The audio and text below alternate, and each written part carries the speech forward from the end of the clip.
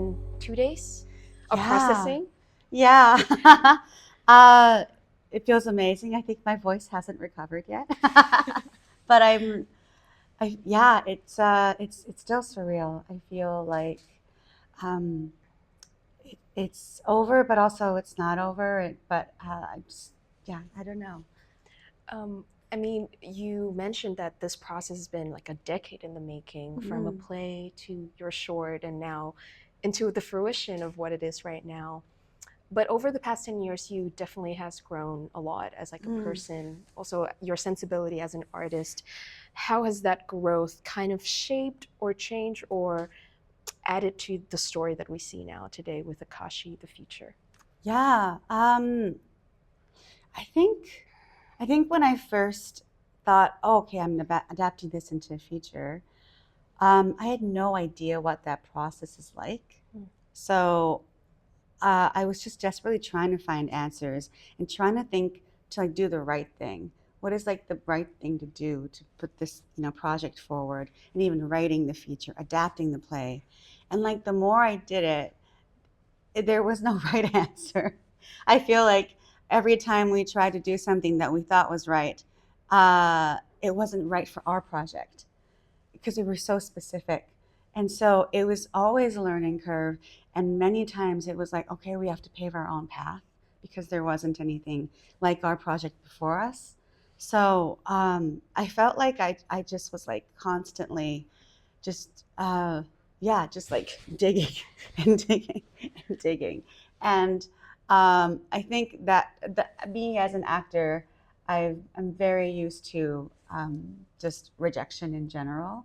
That I think that sort of resilience was always in me. So I think that even though it was a long time, I think I was able to not give up along the way. Mhm. And I think that translates so beautifully into the feature that we see. In your film, Kana deals with so much, not with her quest on looking at love from Hmm. such different angles, visiting her family, but also a lot of societal themes that are under the current. So Mm, like class, career, mm, and the privilege of making a choice as well. How did you kind of balance all those elements, because they're very packed, and mm, to explore that in an hour and 30 minutes, or an hour and 40 minutes is mm. a big feat. Can you explain more on how you transferred all of those themes into your writing and then in directing as well? Yeah, in the writing, it was a process of like subtracting and adding and subtracting and adding over and over, Mm-hmm. and exploring. Okay, okay, if I try to look at this as like this is the heavier theme of like of family drama, but actually we do a draft of maybe it's more romance. And I think by trying all those things, I could kind of see. I would sometimes actually get lost, and then music really helped kind of ground me back to what I'm trying to tell, the tone of the whole movie, which was Aqua, which is in the end credits of the movie. But I feel like uh, writing is one thing, and then you go into production, and then you go into post production, then like it keeps changing. It really is. And again, I go back to acting, but there's this saying that like acting is a living form, and it keeps evolving, changing, and it's breathing, expanding. So every step of the way, the story in the movie essentially it's the same movie, but it kept shifting. And I was very like excited about that it was like, oh, okay, I think it's more of this and it's more of that. And especially in the edit, we actually, I think, last not last minute, but we had an earlier cut that was a totally different thing, and then we decided that actually let's do something new, and then we ended up cutting it down to like an hour and 40. It was originally 2 hours. So that huge like shift was from like notes about like maybe we need to not only cut down the minutes because of like just sales and all that, but the audience we wanted them to sort of like discover it themselves rather than us giving them a lot of information and exposition. So, and then once we decided that a lot of things we kind of like didn't need, and and then it ended up sort of being more like focused as well. So it's really cool to see how from the script stage it's shifted a lot now in like in the finished product. Has your relationship with the film shifted now that it's basically out in the world for the work to Mm. hold and to feel it and to give you these interactions, people coming up to you and telling you what they feel about the film? Has it changed? In a way, yes. I think um, I'm thrilled that now I've always loved it, and now many people love it with me. So I'm very honored that so many people love it as well.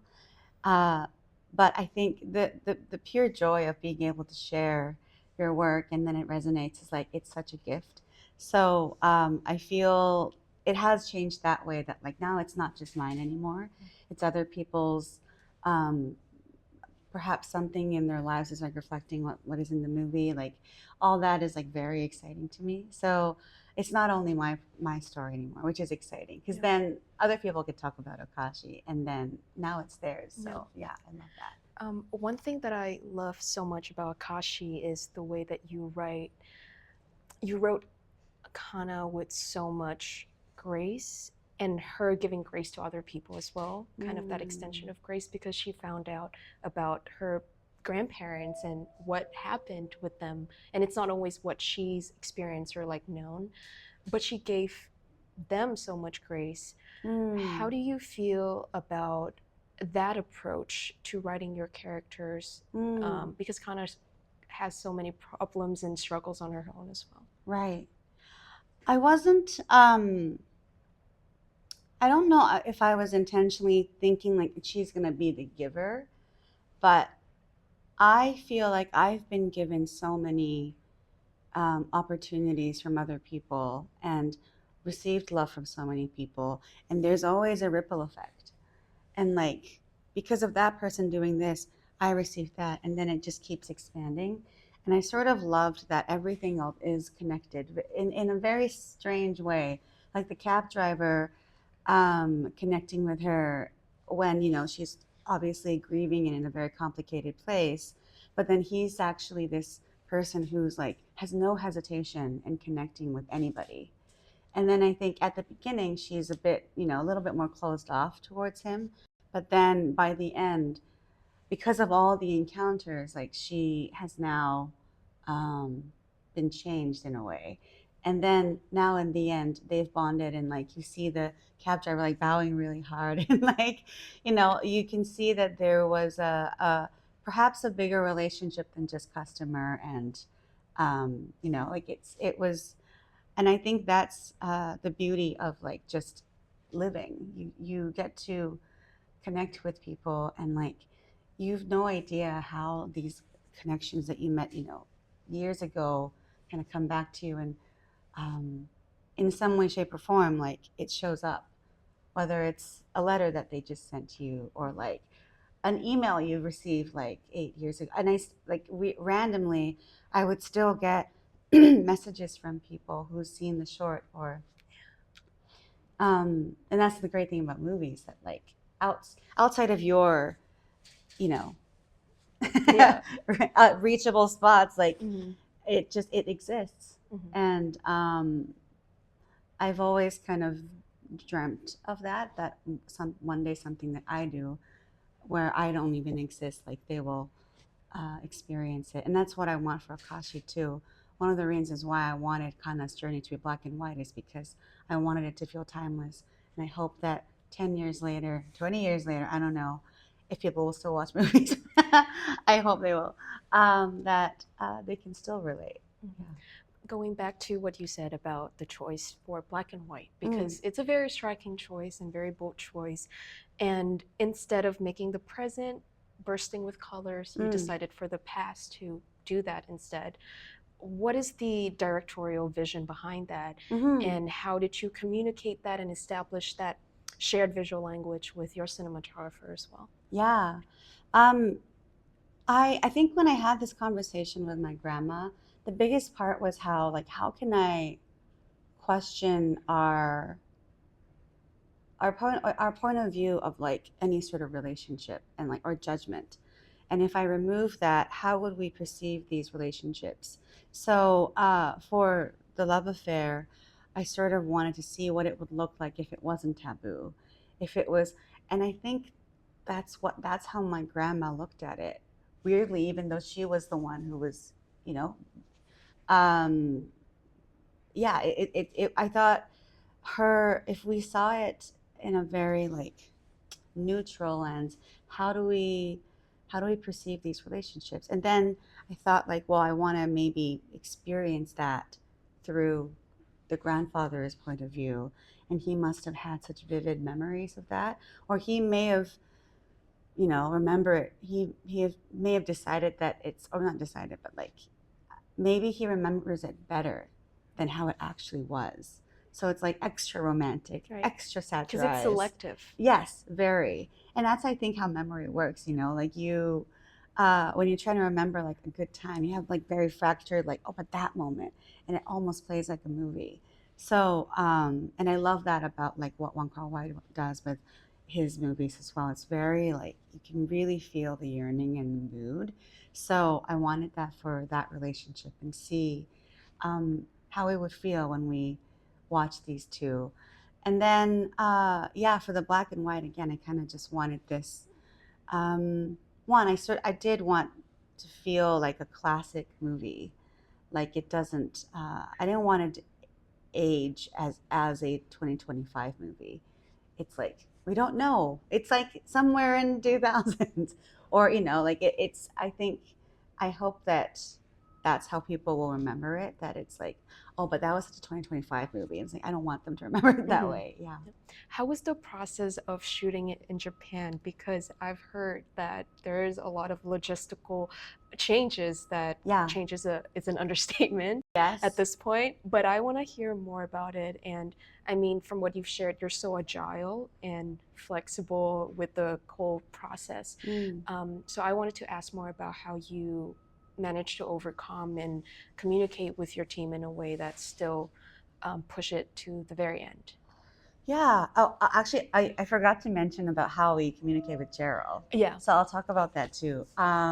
So when we knew that we were going to shoot in Japan, and to do that, and because we wanted to shoot in Japan, we obviously had to location scout in Japan as well. So we had our overseas team, me, Natch, Tyler, and Gerald. We all went location scouting together.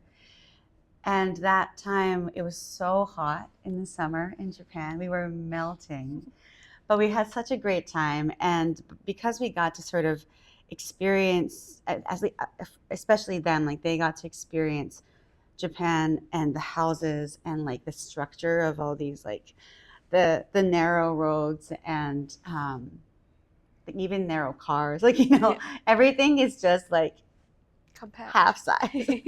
So I think it gave them a good idea of like, okay, we can't fit that kind of truck.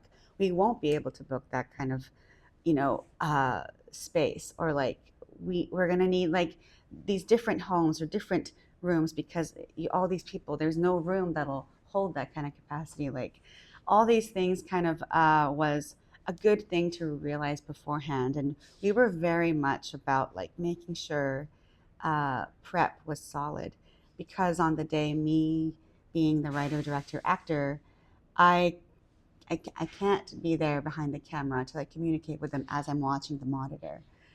So with Gerald, like we shortlisted like 3 months before our shoot, and he would come to my place and just talk about it and look through shot deck, and because we went to location scout before that, we had scanned the whole house that we were going to book.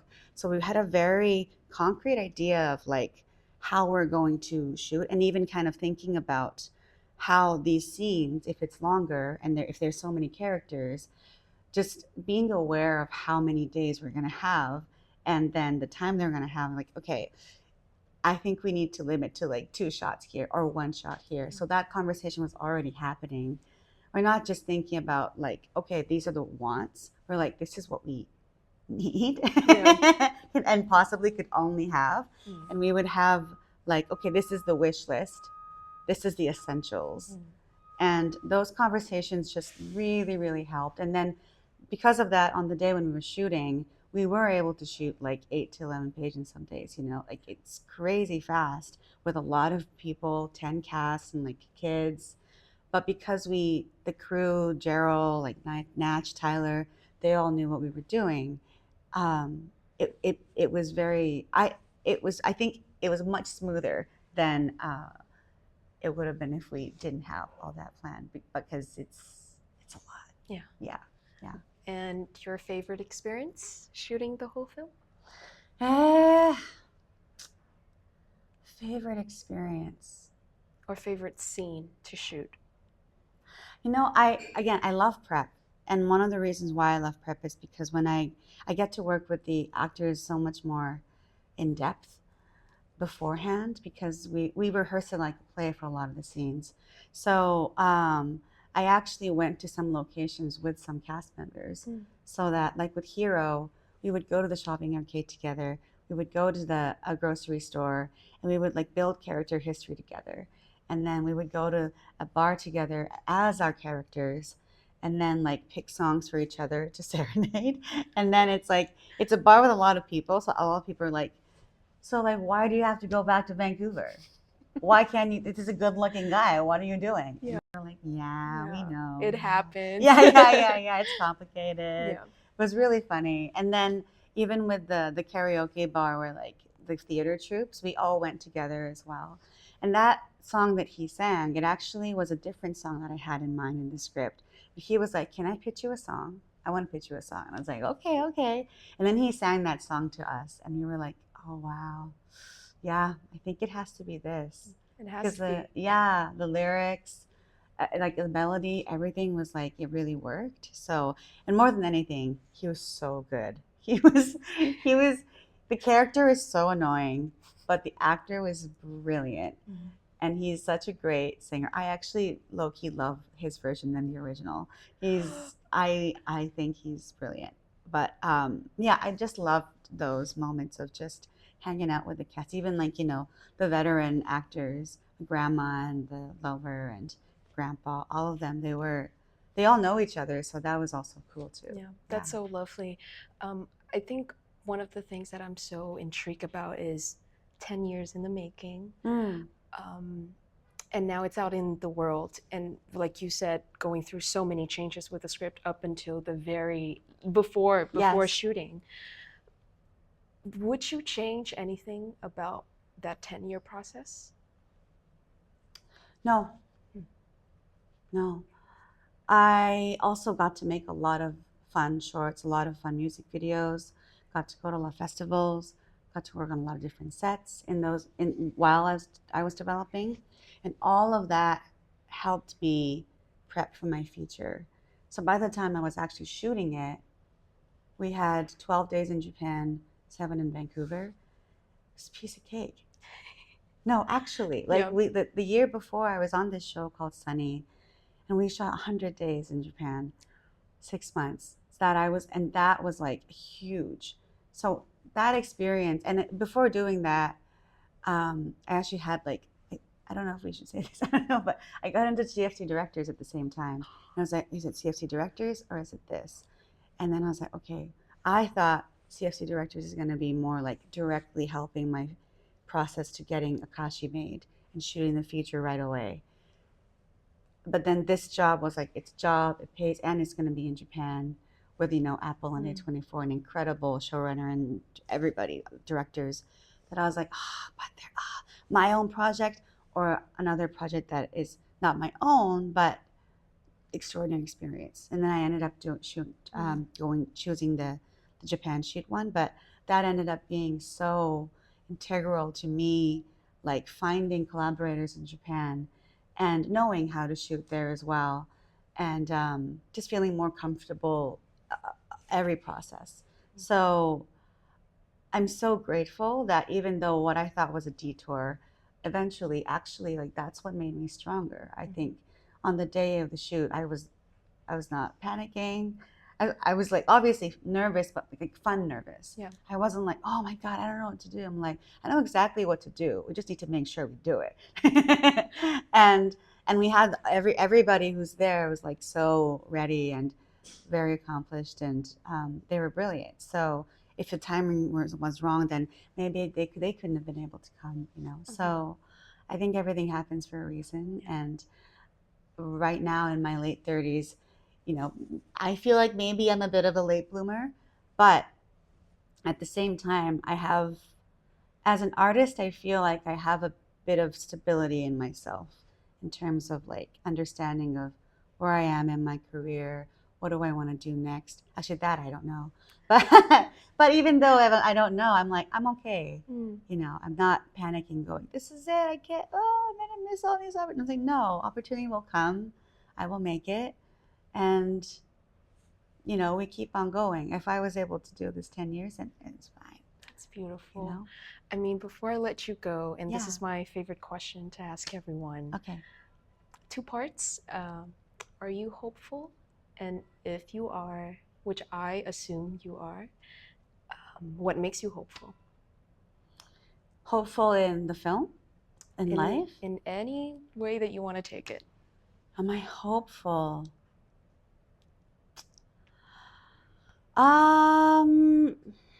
Yes and no. Sorry, that's cheating. I feel I have a lot of dread.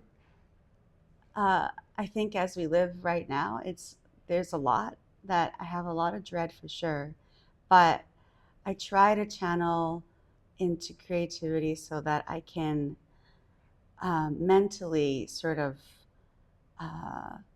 arm myself for those dreads, because I realize that I go to art for moments where I feel like I'm hopeless or I'm sad or I need something to just like escape.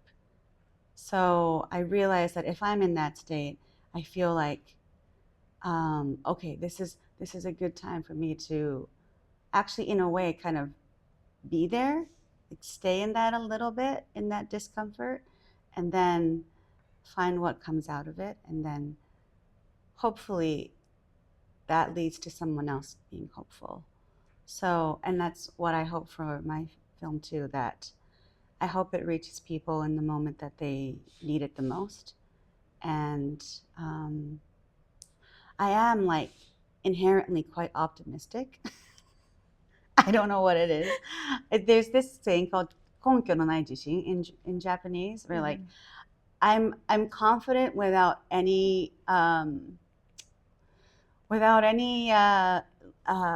evidence to be confident. Like I have no reason to be confident, but I'm somehow just going, that'd be all right. Like there's some part of me that's just optimistic. Yeah. I think it probably is. I don't know. Maybe it's my dad. I don't know. Our like motto whenever we say bye, it's like, okay, 頑張ってね, いってらっしゃい, 手抜きね. Like I'm like, okay, good, go do a good job, but also like take it easy. Like don't work too hard. Right. So you know, don't take things too seriously. You know, I think a lot of things are it's ever changing. So even if you feel like, oh my God, this is the end, it's like it's not the end unless you actually die. That too. Yeah. Well, thank you so much, Reen.